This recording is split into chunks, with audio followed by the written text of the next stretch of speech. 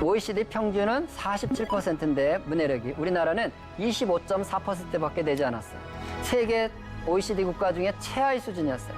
사실 우리나라는 원래 저렇지는 않았습니다. 10년 전에는 상위 5위, 6위 수준이었어요, 사실은. 2006년에는 5, 6위 수준이었는데 2017년에는 세계 최하위 수준이 된 거예요. 지난 10년 동안 어떤 일이 벌어졌을까요? 어떤 일이 일어났기에 우리나라 아이들이 문해력이 떨어졌을까요? 바로 손에 스마트폰을 들기 시작한 지난 10년 동안 아이들은 책을 읽는 일을 서서히 줄이고 안 하고 겨우 읽는다면 학습 만화 정도나 읽는 아이들이 되었다는 것입니다.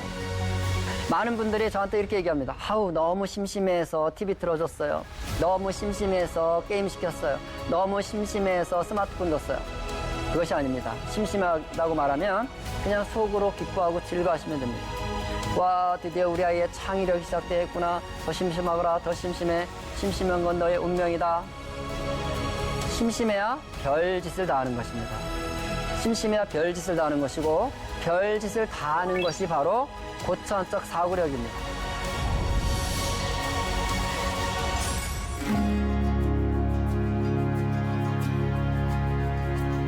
안녕하세요. 저는 사단법인 놀이 미디어 교육센터 소장 권장희라고 합니다.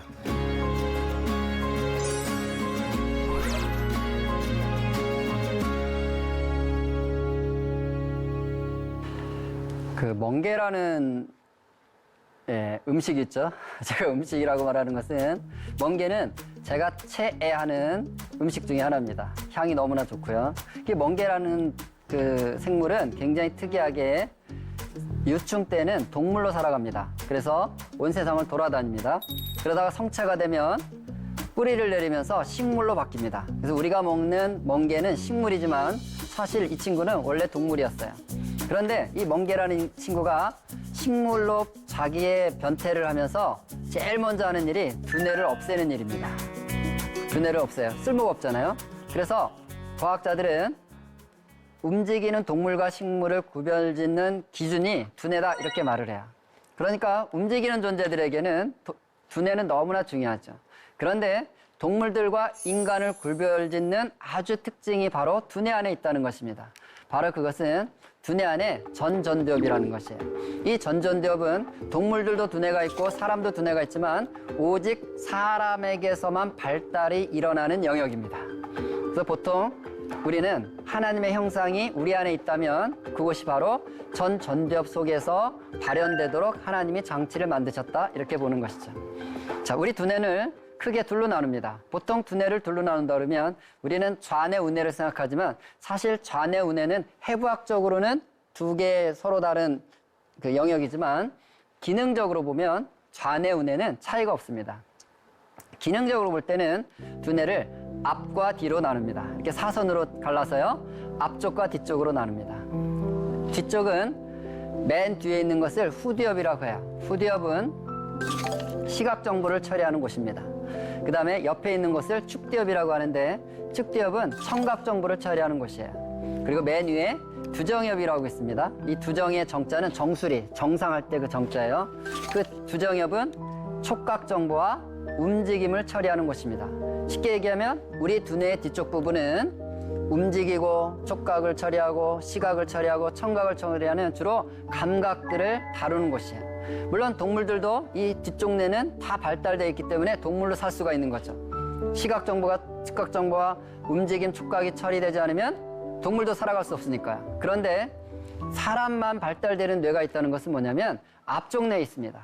이렇게 정보가 처리되고 나면 앞쪽 뇌가 무엇을 하냐면 들어오는 정보를 분석하고 정리하고 종합해서 계획을 세우고 집행을 하도록 결정을 하는 굉장히 독특한 일을 한다는 거예요. 이 영역은 사람만 하는 것이죠. 자, 예를 들어 볼까요? 자, 강아지가 사과를 봤다고 했을 때 강아지는 시각적인 정보를 통해서 사과라는 걸 인식하는 것으로 끝냅니다. 근데 사람은 사과를 딱 보면 일단 질문부터 합니다. 왜 저 사과가 저기 있지? 저 내가 먹어도 되는 사과인가? 여러 가지 그 사과에 대한 정보를 가지고 분석하고 사고하고 계획을 수립한다는 거죠. 그러나 어떤 동물도 그런 일을 하지를 않습니다. 그래서 이 앞쪽 뇌는 인간만에게 있는 아주 중요한 뇌, 이것을 우리는 고차원적 사고, 상위 인지 이런 말을 씁니다. 이 뇌는 사람만 있는 뇌라는 거죠. 그런데 메타버스에서 살아가고 있는 우리 아이들이 이 상위 인지, 고차원적 사고를 하고 있는 앞쪽 뇌를 발달시킬 수 있는 기회를 만들지 못한다는 것을 이 시간에 한번 생각해 보려고 하는 것입니다.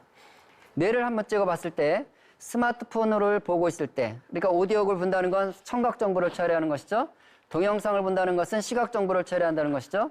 이런 청각 정보나 시각 정보를 처리하고 있을 때와 책을 읽을 때를 보니까 바로 뒤쪽 뇌에는 상관이 없지만 앞쪽에 고차원적 사고를 하는 동물들에게 없는 사람만 발달하는 영역은 사실 오디오북이나 동영상은 거의 활동을 하지 않는 것을 확인할 수가 있습니다. 그러니까 우리가 지금 얘기하고자 하는 것은 어떤 도구를 쓰느냐에 따라서 같은 내용을 뇌가 하고 있어도 도구의 반응에 따라서 두뇌 작동 방식이 다르고 특별히 고차원적 사고를 하는 전두엽 영역의 활성화가 차이가 난다. 이걸 지금 말씀드리는 것입니다. 이 앞쪽 뇌가 움직인다는 것은 조금 더 정리를 하자면 이런 거라고 할 수 있습니다. 자, 우리가 한번 게임을 하는 걸 상상해 보겠습니다. 자, 컴퓨터 화면에 내가 키보드나 마우스나 손가락을 움직이고 있으면 왔다 갔다 하는 나의 캐릭터가 있을 거 아니에요? 그것이 눈을 통해서 시신경을 지나 뒤쪽 뇌에 잡힙니다. 또 내가 나타났으니까 화면 반대편에는 내가 상대해야 될 상대방 캐릭터나 몬스터도 있죠. 눈을 통해서 시신경을 지나 뒤쪽에 잡혀요. 그러니 정보를 앞쪽으로 보내주면 앞쪽은 종합적 사고와 분석과 계획을 수립한다고 했지 않습니까? 자기 할 일을 하겠죠. 저놈을 때릴까 말까? 이쪽으로 가야 되는 게 맞나? 저쪽으로 가는 게 맞나? 기다릴까? 돌아갈까? 여러 가지 생각을 한단 말이죠. 그러면 화면 속에 있는 내 게임 캐릭터는 어떻게 됐을까요? 이미 죽어버립니다. 내가 생각하고 있으면 상대방이 내 생각이 끝날 때까지 나를 기다려주는 게 아니기 때문이죠.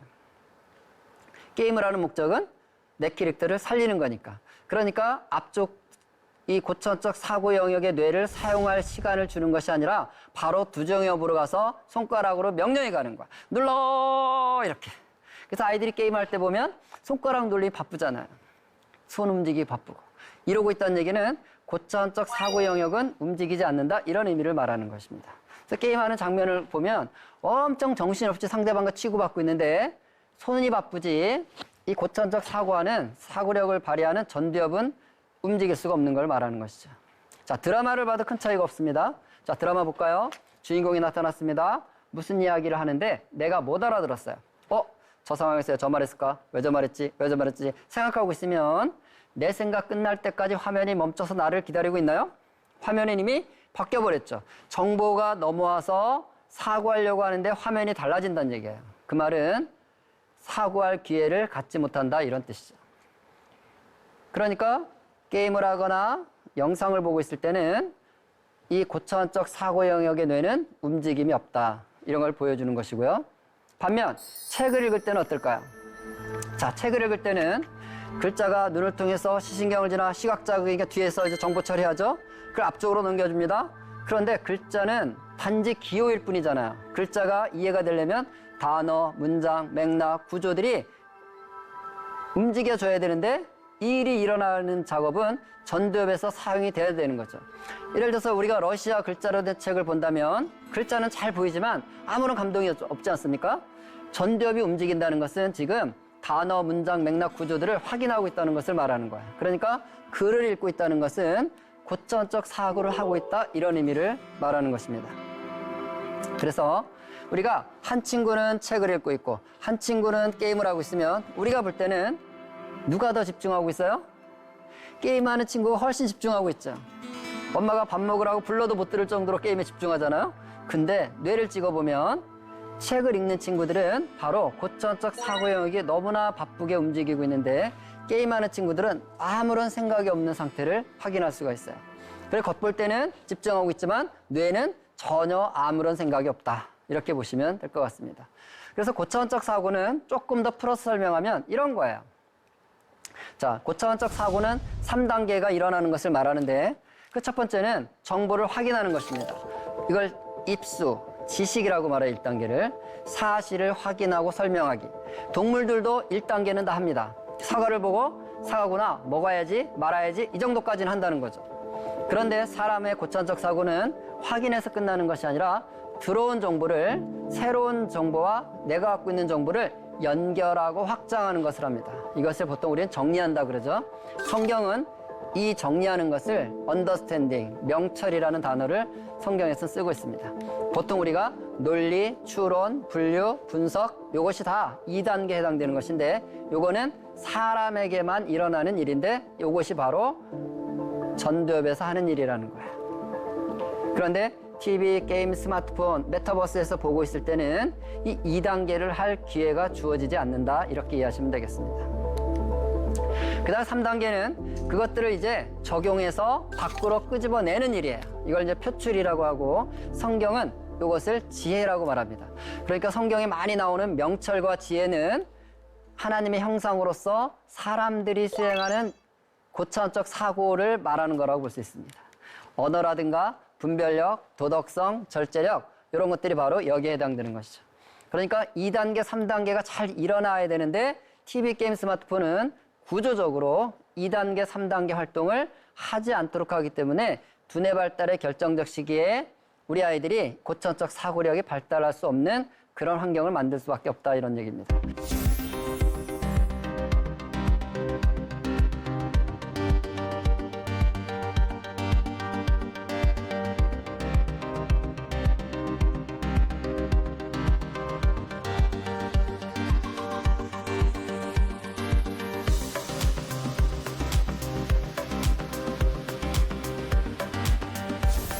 그러면 이 일은 어떻게 일어날까요?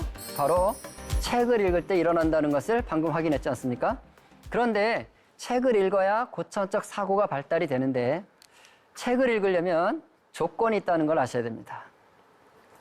우리 아이들이 하나님의 형상인 고차원적 사고를 계속 발달시키려면 책을 봐야 된다. 여기까지는 됐어요. 그럼 언제 책을 읽냐? 어떻게 책을 읽냐? 책을 읽으려면 심심해야 된다는 것입니다. 심심하지 않으면 절대로 읽을 수 없는 게 책이라는 거예요. 아이들이 손에 스마트폰을 들고 살면서 이걸 들고 심심해, 책 보고 싶다. 심심해, 책이라도 봐야 되나. 이런 일은 일어나지 않는다는 거예요. 그러니까 아무리 책을 잘 읽는 아이들도 스마트폰을 사주고 나면 스마트폰을 들고 살기 시작하면 서서히 줄어들다가 그만두는 것이 바로 책을 읽는 것입니다. 그래서 저는 이렇게 생각하는 사람이에요. 제 말은 조금 극단적이니까 좀 감안하고 들어보세요. 저는 엄마가 자녀에게 스마트폰을 사준다는 것은 이런 의미라고 생각해요. 아들 앉아봐. 엄마가 너 이제 6학년 됐으니까 기념으로 스마트폰 사주려고 하거든. 근데 엄마가 스마트폰을 왜 사주는지 알고는 써야 되지 않겠니? 잘 들어봐. 네가 있잖아. 손에 스마트폰이 없으면 자꾸 심심해지잖아. 그지? 네가 심심해지면 막 책 읽고 싶어지거든.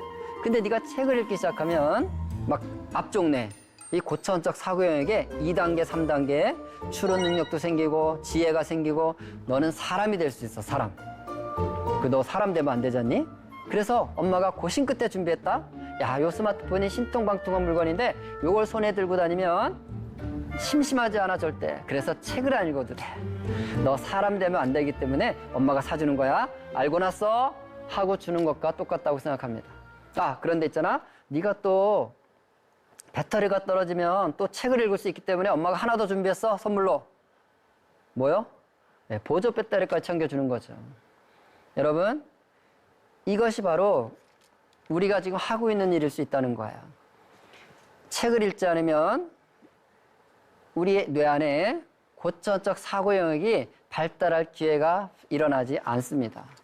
그래서 스마트폰을 멀리하는 것은 고차원적 사고를 만드는데 굉장히 중요하죠. 그럼 어떻게 책을 잘 읽게 할 것인가? 첫 번째는 심심한 환경을 만들라는 것이죠. TV도 줄이고 컴퓨터 줄이고 스마트폰 줄여서 아이들이 정말 심심해서 어쩔 수 없이 책을 볼 수 있는 환경을 만드는 것이 첫 번째 중요한 조건이고요. 두 번째는 책을 읽어주는 겁니다. 여러분, 아이들에게 책 읽어라 이렇게 말씀하지 마시고 엄마가 책 읽어줄 테니까 가져와 볼래? 아빠가 책 읽어줄 테니까 가져와 볼래? 이렇게 말하는 것이 정말 좋은 방법이라는 거예요. 아이들은 책 읽어주는 소리를 들으면 뇌에서는 그 책 읽어주는 소리를 의미로 바꾸면서 사고력이라는 것이 만들어지기 시작합니다. 그리고 추론 능력이 생기기 시작합니다. 그리고 추론 능력을 통해서 2단계, 3단계 하는 것이 만들어져요. 그러니까 책을 읽어주는 것이 너무 중요합니다. 세 번째는 책을 읽을 때 쉬운 책만 보면 안 됩니다. 그러니까 아이들이 책을 좋아한다고 생각하는데 부모들은 제가 보면 아이들이 책을 좋아하는 게 아니라 학습 만화나 판타지 책만 좋아한다. 저는 이렇게 생각해요. 그러니까 학습 만화를 보면 실제로 아이들은 학습 만화를 보면서 책을 읽는 것이 아니라 그림을 본다는 걸 아셔야 돼요. 글자책을 보게 되면요. 글을 읽다가 모르는 단어가 있으면 이 단어가 무슨 뜻인지 모르기 때문에 앞뒤 문장을 통해서 이 단어는 이런 의미구나 라는 것을 추론을 하게 됩니다. 추론, 이것이 바로 2단계, 두뇌의 고차원적 사고의 출발점인 거예요. 근데 학습 만화를 보세요. 자, 모르는 단어가 있습니다. 말주머니에 글들이 있지 않습니까? 모르는 단어가 있으면 앞뒤 문맥을 추론하는 것이 아니라 뭘 볼까요? 그림을 보게 돼 있는 거예요. 그림을 통해서 확인하고 넘어갑니다. 그러니까 추론 과정이 일어나지 않아요. 그래서 요즘 아이들이 어휘력이 떨어지는 것은 추론하는 능력이 생기지 않기 때문에 일어나는 일이에요. 그러니까 책을 읽는 것에 주목하는 것이 아니라 너무 쉬운 책만 보게 되면 고차원적 사고가 만들어지지 않는다는 것입니다. 그러니까 학습 만화를 가능한 한 치우고 글자로 된 책을 읽게 하는 것. 이 세 가지를 잘 집에서 도와주면 고차원적 사고력이 만들어지는 것은 문제가 없습니다. OECD에서 2018년에 낸 자료를 보니까요. 전 세계 OECD 국가들의 문해력, 다시 말해서 고차원적 사고 능력에 관련된 테스트를 해봤는데요. 우리나라는 OECD 평균은 47%인데 문해력이 우리나라는 25.4%밖에 되지 않았어요. 세계 OECD 국가 중에 최하위 수준이었어요. 사실 우리나라는 원래 저렇진 않았습니다. 10년 전에는 상위 5위, 6위 수준이었어요, 사실은. 2006년에는 5, 6위 수준이었는데 2017년에는 세계 최하위 수준이 된 거예요. 지난 10년 동안 어떤 일이 벌어졌을까요? 어떤 일이 일어났기에 우리나라 아이들이 문해력이 떨어졌을까요? 바로 손에 스마트폰을 들기 시작한 지난 10년 동안 아이들은 책을 읽는 일을 서서히 줄이고 안 하고 겨우 읽는다면 학습 만화 정도나 읽는 아이들이 되었다는 것입니다. 지금 요즘도 도서관에 가보면 아이들이 책을 많이 보긴 해요. 도서관에서. 그런데 대부분 학습 만화를 보고 있습니다. 그러니까 그림을 확인하면서 사실은 추론 능력은 생기지 않는 상태라는 걸 볼 수 있죠. 손에서 스마트폰을 멀리하지 않으면 고차원적 사고력은 생기지 않습니다. 같은 OECD에서 이런 조사 보고서를 냈습니다. 이런 고차원적 사고, 문해력이 있는 아이들과 그렇지 않은 5등급, 1등급을 비교해 봤더니요. 소득 격차가 2.7배나 난다는 거예요. 그리고 취업률도 2.2배가 나고요. 그리고 건강도 2배나 차이가 난다고 얘기하고 있습니다. 왜냐하면 고차원적 사고력이야말로 우리 아이들의 진로와 직결되는 문제라는 것을 확인할 수 있는 것이죠. 그러니까 우리 아이 손에 스마트폰을 쥐어줄 것인가 아니면 책을 쥐어줄 것인가를 어떤 선택을 하냐에 따라서 아이들의 미래가 결정되고 좌우된다는 것을 확인할 수 있는 것입니다. 혹시 여러분 그런 얘기 들어보셨나요? 스티브 잡스나 빌 게이츠는 자녀들에게 스마트폰을 주지 않았다. 실리콘밸리에 있는 IT 업계에 종사하는 부모들의 자녀가 다니는 학교들은 아예 전자기기도 쓰지 않는다. 이런 얘기 들어보셨죠? 이 학교도 실리콘밸리에 있는 이 학교도 등록금이 2천만 원에서 2,700만 원인데 학교에 전자칠판도 없답니다. 전자사전도 가져올 수 없답니다. 이 아이들은 스마트폰을 학교에 가져올 수가 없는 학교를 다니고 있는 거예요. 왜 그럴까요? 우리 옛말에 이런 말 있죠. 남의 힘을 빌리면 내 힘이 약해진다. 우리가 전화번호 스마트폰에 입력하고 났더니 내 머릿속에 전화번호 없는 것과 똑같은 것이죠. 우리 아이들은 고차원적 사고력을 키워야 될 시기지 지금 쉽고 편한 거를 선택할 시기가 아니라는 것을 부모님들 알았으면 좋겠습니다. 그러니까 우리 아이가 스스로 생각할 기회를 갖는 만큼 고차원적 사고가 만들어지는 것이지 스마트폰을 보면서 편하게 사는 것은 지금 당장은 편할지 모르지만 그들이 이런 사고력을 키우는 힘이 없기 때문에 어른이 돼서도 사고력을 발휘할 수 없는 아이들이 될 수밖에 없다는 것이죠. 여러분 우리 아이가 집에서 엄마를 찾아서 엄마 심심해, 엄마 심심해 이런 말을 많이 합니다. 그것이 책이 읽고 싶다는 뜻은 아니잖아요. 심심하니까 TV 보겠다, 심심하니까 게임하겠다, 심심하니까 스마트폰 하겠다, 뭐 이런 얘기 아니겠어요? 10분만 참고 견디고 버티십시오. 안 돼, 안 돼, 안 돼를 하세요. 그럼 아이는 보채다 안 들어주면 어때요? 할 수 없잖아요? 어쩔 수 없이 책을 꺼내서 읽는 아이가 될 것이에요. 어쩔 수 없이 뭔가를 늘어놓고 노는 아이가 될 것이에요. 그런데 TV, 게임, 스마트폰을 틀어주면 더 이상 고천적 사고는 하지 않는, 마치 동물처럼 1차적 사고만 하고 사는 동물처럼 사는 아이로 변해갈 것입니다. 여러분, 아이들이 부모님에게 찾아와서 심심해 그러면 그거 미안해하거나 부담스러워하지 마십시오. 많은 분들이 저한테 이렇게 얘기합니다. 아우, 너무 심심해서 TV 틀어줬어요. 너무 심심해서 게임 시켰어요. 너무 심심해서 스마트폰 줬어요. 그것이 아닙니다. 심심하다고 말하면 그냥 속으로 기뻐하고 즐거워하시면 됩니다. 와, 드디어 우리 아이의 창의력이 시작되었구나. 더 심심하거라. 더 심심해. 심심한 건 너의 운명이다. 심심해야 별짓을 다 하는 것입니다. 심심해야 별짓을 다 하는 것이고, 별짓을 다 하는 것이 바로 고천적 사고력입니다. 우리 아이들의 창의력과 과제 해결 능력은 심심한 가운데서 시작되는 것입니다. 우리 아이가 6학년 됐을 때 제가 집에 왔는데 우리 딸이 저한테 이런 얘기를 했어요. 아빠, 오늘 내가 나를 위해서 별명을 하나 지어봤어요. 별명? 뭔데? 혼자 놀기 달인. 자기 별명이 혼자 놀기 달인이라는 거야. 저희 집은 TV가 없고요. 우리 아이가 게임도 하지 않고요. 고등학교 졸업할 때까지 스마트폰도 갖지 않았어요. 전화 문자 되는 폰 들고 고등학교에 졸업을 했습니다. 얼마나 심심했겠어요. 그러니까 저한테 늘 와서 심심해 노래를 했습니다. 저한테 심심해 노래할 때마다 제 대답은 항상 똑같았어요. 심심하니? 심심할 때 보는 게 책이야. 저희 아이는 정말 심심할 때 보는 게 책이라고 믿고 살았던 아이예요. 그리고 심심해서 별짓을 다 하고 살았죠. 그리고 지금 역시 별짓을 다 하는 아이로 살고 있는 것입니다.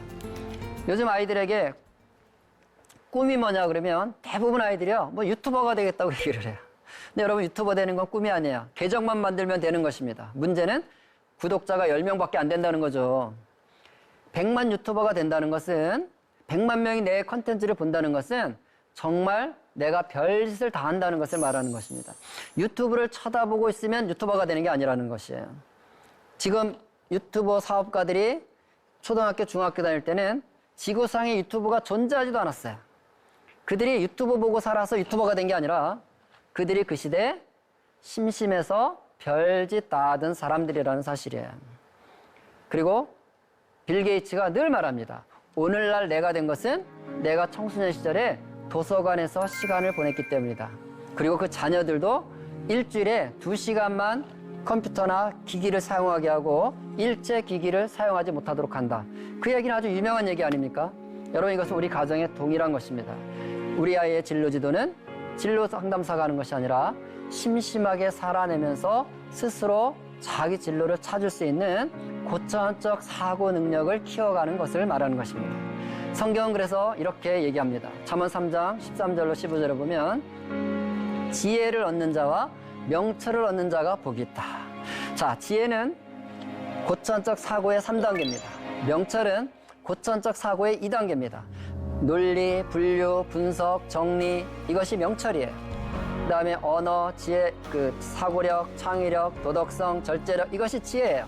그러니까 2단계, 3단계 고천적 사고를 하는 자들이 복을 얻는 것이라는 거예요. 이 지혜를 얻는 것은 은을 얻는 것보다 낫고 그 이익은 정금보다 낫다고 말씀하시는 것입니다. 지혜는 진주보다 귀하고 내가 사모하는 모든 것으로도 이에 비교할 수가 없습니다. 그러니까 여러분, 우리 아이들이 지금 편한 거, 그리고 뭔가 지식을 조금 습득해서 그걸 사용하는 것, 여기에 만족해서는 안 되고요. 아이들이 유튜브를 보면서 여러 가지 지식을 접하니까 막 아는 척을 합니다. 그런데 여러분, 남의 지식을 똑같이 말하는 그 1단계만 해가지고는 우리가 살 수가 없어요. 예전에는 이런 시대가 있었어요. 아는 것이 힘이다. 왜? 선진국이 알고 있는 거 흉내라도 내야 먹고 사는 시대가 있었거든요. 그런데 오늘날은요, 아는 것이 힘이 아니에요. 남이 알고 있는 거 흉내내면 저작권법 위반입니다. 이제는 스마트폰에서 모든 지식이 다 있어요. 그러니까 뭘 안다고 자랑하는 것은 의미가 없습니다. 왜? 스마트폰만 검색하면 다 나오는 거거든요. 차별성이 없는 거야. 문제는 뭐예요? 그 지식을 내가 명철과 지혜를 동원해서 나만이 갖고 있는 지식을 만들어내고 모든 사람들에게 유익한 지식을 내 속에서 창출해낼 때 그것으로 우리는 사는 시대가 된 것입니다. 지식사회라는 것은 남의 지식을 갖다 쓰는 지식사회가 아니라 누군가가 내가 새롭게 만들어낸 지혜를 사용할 수 있는 시대를 만드는 것이 이 지식사회인 겁니다.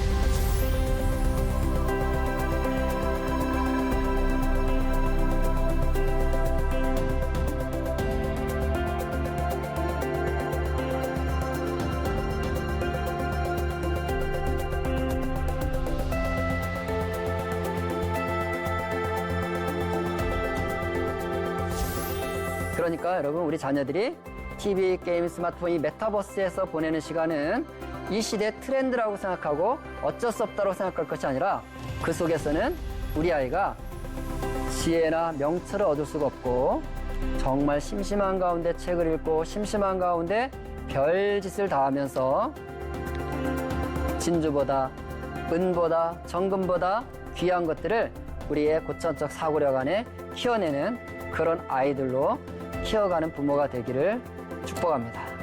마치겠습니다.